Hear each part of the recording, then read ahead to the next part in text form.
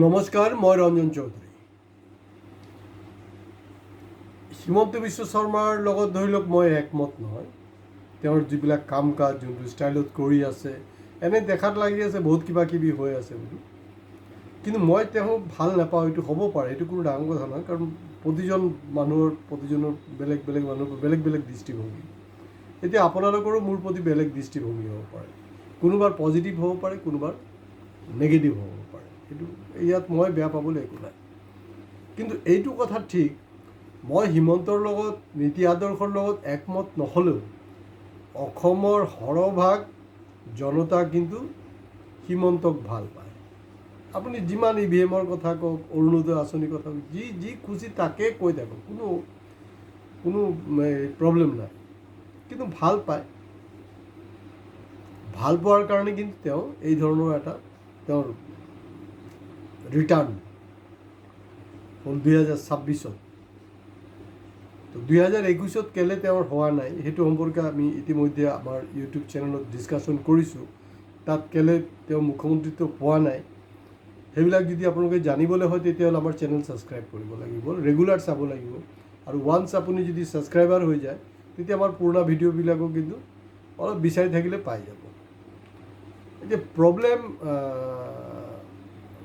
যদি এইটো ভুল, সাধাৰণ মানুহবিলাকে যদি ভুল কৰি আছে, তেতিয়া মোৰ খুব একদম স্পষ্ট এটাই কথা, অখিল গগৈৰ সম্পৰ্কে ইমান মোহ কেলে, বিশেষকৈ বুদ্ধিজীৱীবিলাকৰ। সৰহভাগ বুদ্ধিজীৱী, খুব কম বুদ্ধিজীৱী আছে যে অখিল গগৈক চিনি পাইছে। তাৰে কেইজনমানো বুদ্ধিজীৱী আছে, ভাল তেওঁলোক ফিগাৰ, তেওঁলোক নামটো ক'বলৈ মানা কৰিছে। তেওঁলোকে মোক কথা বতৰাত একমত পোষণ কৰিছে যে আমি ক'লে অলপ টেকনিকেলি অসুবিধা হৈ যায়, আপুনি যিবিলাক কৈ আছে কথাবিলাকৰ কিন্তু ঠিক, আৰু আমি 100% আপোনাৰ লগত এগ্ৰী।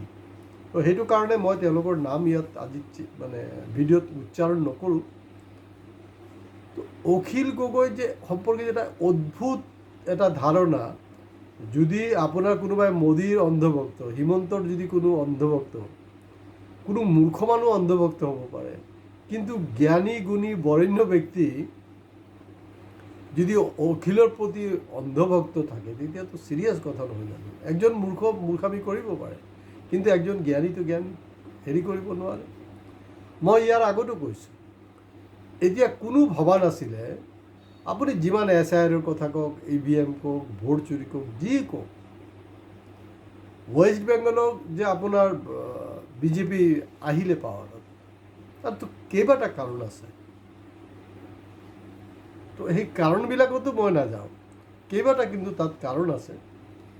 তো ইয়াত প্ৰব্লেমটো কি হয়, তাত মানুহে কেলকুলেট কৰোঁতে, বিশেষকৈ বুদ্ধিজীৱীবিলাকে কেলকুলেট কৰোঁতে ভুল কৰি দিয়ে।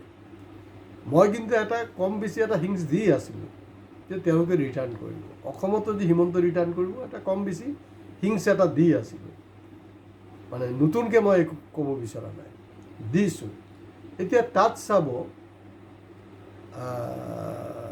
কবিৰ হুমায়ুন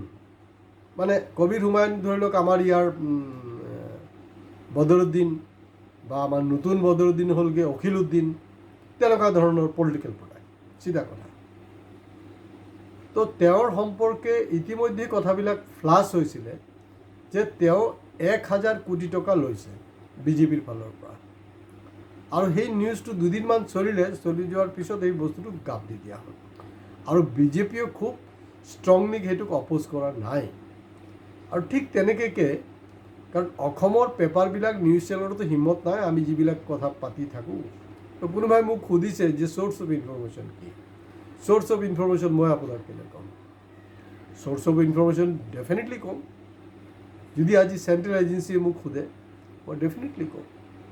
যদি প্ৰপাৰ প্ৰেছ মিট হয়, কোনো ধৰণৰ বাধা চাধা নিদিয়াকৈ, যেনেকৈ ক'ম সেনেকৈ একদম একজেক্টলি হুবাহু পেপাৰবিলাকত ওলাব লাগিব, TV চেনেলত লাইভ টেলিকাষ্ট কৰিব লাগিব, there is no' cut, no' editing, মই নিশ্চয় খোলাচা কৰি দিম। তো ঠিক তেনেকৈ অখিল গগৈ 200 কোটি টকাৰ এটা লেনদেন হৈছিল। কাৰণ মই এপিছ'ড কৰিছিলোঁ যে গৌৰৱৰ মূৰত গোবৰ আছে নেকি, তাত কিন্তু স্পষ্টকৈ ইলেকশ্যনৰ কেইবা মাহ আগতে মই কৈ দিছিলোঁ যে এইটো চূড়ান্ত মূৰ্খামি হ'ব যদি অখিলৰ লগত এলায়েন্স কৰা হয়। কাৰণ হিমন্ত বিচাৰি আছে এলায়েন্স হওক, হেৰিও বিচাৰি আছে, কিন্তু অসমৰ এই যে তথাকথিত বুদ্ধিজীৱীৰ প্ৰেছাৰত এলায়েন্সটো হ'ল।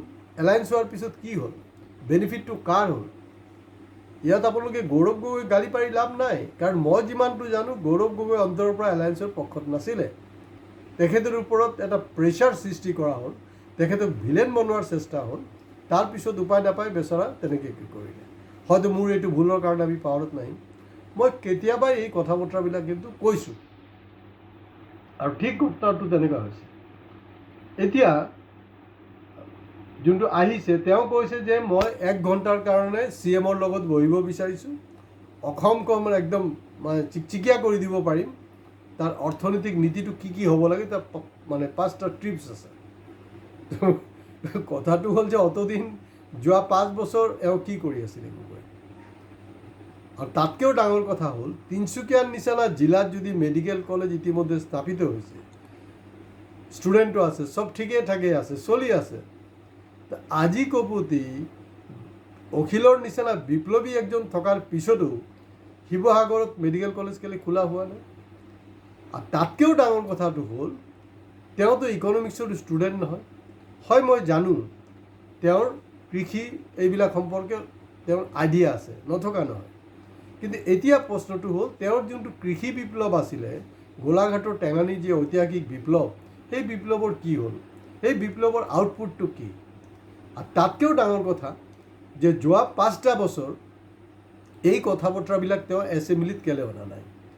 আৰু আমি দেখিছোঁ যে তেওঁ একদম চিম্পলি ফটোৱামি কৰে, কাৰণ তাৰ এইটো হিমন্ত বিশ্ব শৰ্মাই ষ্ট্ৰেইট কৈছে, সি কি কুৱেশ্যন কৰিব, কি আনচাৰ দিব, এইটো আগতে লেনদেন হৈ গৈছিলে।